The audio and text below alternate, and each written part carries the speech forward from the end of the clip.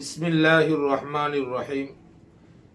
شیخ الحدیث حضرت اقدس مفتی محمد آدم صاحب بلونی دامت برکاتہم العالیہ، خلیفہ مجاز حضرت شیخ قمر الزما صاحب الہ آبادی دامت برکاتہم العالیہ نے جامعہ نظیریہ دارالعلوم کاکوسی میں 20 جمادی الاول سن ہجری 1445 بروز منگل عصر کی نماز کے بعد کی مجلس میں اجتماع کے عنوان سے بہت قیمتی باتیں ارشاد فرمائی تھی۔ میں نے سوچا یہ موقع اچھا ہے کہ ایک ویڈیو اس پر بنا کر سوشل میڈیا پر ڈال دوں تاکہ لوگ ان کی اس نصیحت سے فائدہ حاصل کریں۔ اس وقت تقریباً پورے ملک میں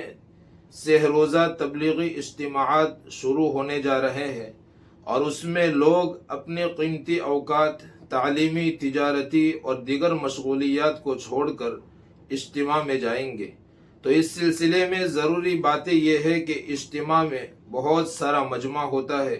اور بیان کرنے والے کے دل میں اللہ تعالیٰ ایسی باتیں ڈالتے ہیں جو اس مجمع کے لیے مفید اور کارآمد ہوتی ہے، کیونکہ اصل مربی حقیقی تو اللہ تعالیٰ ہے۔ اللہ تعالیٰ ہی بندے کی تربیت فرماتے ہیں، کسی نہ کسی ذریعے سے ہو،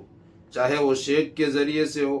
یا بیان کے ذریعے سے ہو یا کسی اور ذریعے سے۔ اجتماع میں ہمیں یہ نیت کرنی چاہیے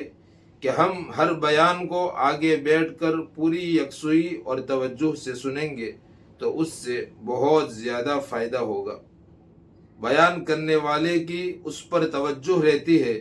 اس لیے اجتماع کے ہر دن اور ہر اوقات کے بیانات کو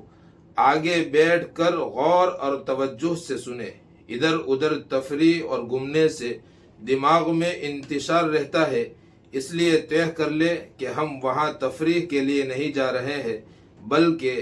اپنی اصلاح کے لیے جا رہے ہیں، اپنا تعلق اللہ تعالیٰ سے بہتر بنانے کے لیے جا رہے ہیں، اور اس میں کرنے کا خاص کام یہ ہے کہ 5 وقت کی نمازیں آگے والی صفوں میں پڑھے۔ خاص طور پر اس کا اہتمام کرے کہ نماز کی کوئی رکعت نہ جانے پائے، پہلے سے وضو وغیرہ سے فارغ ہو کر بیٹھ جاوے